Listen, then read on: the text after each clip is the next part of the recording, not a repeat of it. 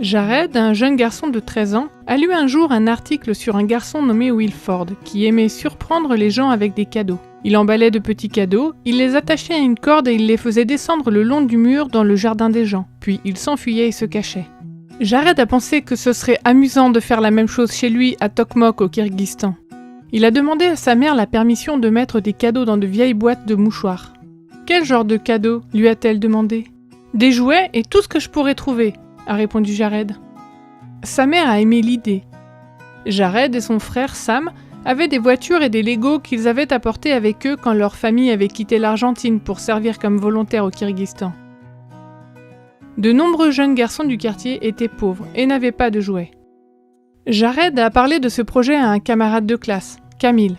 « Mettons quelques jouets dans des boîtes et jetons-les par-dessus les murs », a-t-il dit. Camille a souri d'excitation. Il pensait que c'était une bonne idée et il voulait aider, même s'il n'avait pas de jouets à donner. Les garçons ont pris 2 boîtes de mouchoirs en papier et les ont remplies de Lego, de voitures miniatures, d'écharpes et de savon. Ils ont enfourné leur vélo et sont allés dans le quartier de Camille, où ils ont choisi 2 maisons au hasard. Jared a jeté la première boîte par-dessus une clôture et Camille a jeté la sienne par-dessus l'autre clôture. Les garçons sont remontés sur leur vélo et sont repartis rapidement. Chez Jared, ils ont ri en imaginant la surprise des enfants qui avaient reçu les cadeaux. Sam, le frère de Jared, a entendu les rires. « Puis-je me joindre à vous la prochaine fois ?» leur a-t-il demandé. Quelques jours plus tard, les 3 garçons se sont réunis pour préparer d'autres cadeaux. Ils ont invité un autre garçon de l'école, Kozimbek, à se joindre à eux. Les garçons ont rempli 2 boîtes à chaussures, 2 boîtes de mouchoirs vides et 2 sacs en plastique avec des jouets, des écharpes et des savons. Ils ont attaché les paquets sur leur vélo et ils sont partis à la recherche de maisons, remplies d'enthousiasme. Au bout de quelques minutes, Jared a vu une maison entourée d'une clôture. La cour était remplie d'arbres. « Sam !» a-t-il dit. « Jette ton sac dans cette cour !» Sam a jeté le sac par-dessus la clôture et il a atterri dans les branches inférieures d'un arbre. « Vite, fais quelque chose !» a crié Sam. Camille était le plus grand, alors il a sauté par-dessus la clôture.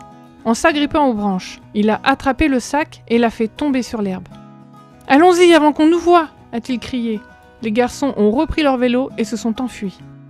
Après avoir jeté 4 autres cadeaux par-dessus les clôtures, les garçons n'avaient plus qu'une boîte.